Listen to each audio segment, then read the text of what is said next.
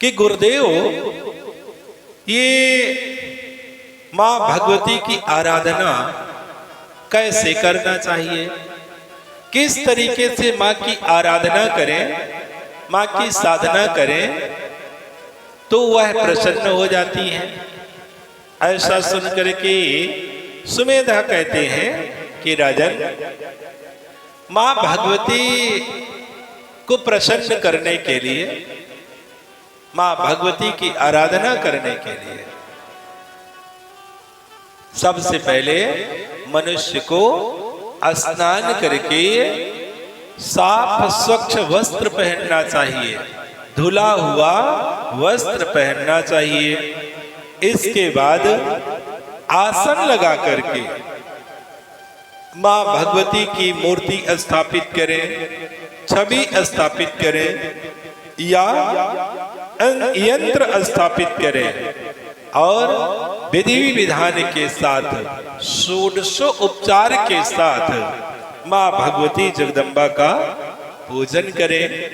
और इसके बाद जितना भी अधिक से अधिक हो सके तो नवारण मंत्र का जाप करना चाहिए। बंधु, ये जो नवारण मंत्र है तो ये दुनिया का नहीं, ब्रह्मांड का सर्वश्रेष्ठ मंत्र है। ये महामंत्र है, इससे बढ़ करके और दूसरा कोई मंत्र नहीं है। ये माँ भगवती के बीज मंत्रों से बना हुआ महामंत्र है। इसकी आराधना करने से माँ भगवती जगदम्बा अति शीघ्र प्रसन्न हो जाती है। तो आज सुमेधा कहते हैं कि राजन, माँ भगवती को प्रसन्न करने के लिए अधिक से अधिक नवार्ण मंत्रों का जाप करना चाहिए। इसके बाद अग्नि में सुंदर सुंदर वस्तुओं से, कैसे सुंदर सुंदर वस्तुओं से, कन्नेर के पुष्प से, खीर से, पूड़ी से अग्नि में हवन करना चाहिए। क्यों? क्योंकि अग्नि स्वयं माँ भगवती जगदम्बा का स्वरूप है। इसलिए अग्नि में हवन करने से माँ को प्राप्त हो जाता है। अतः कनेर के फूल से, खीर से अथवा अन्य हवन सामग्री से हवन करना चाहिए और फिर जितनी व्यवस्थाएं हो उसके आधार पर ब्राह्मण भोजन कराना चाहिए। राजन, अष्टमी तिथि, नवमी तिथि और चतुर्दशी को पूजन करने से विशेष फल मिलता है।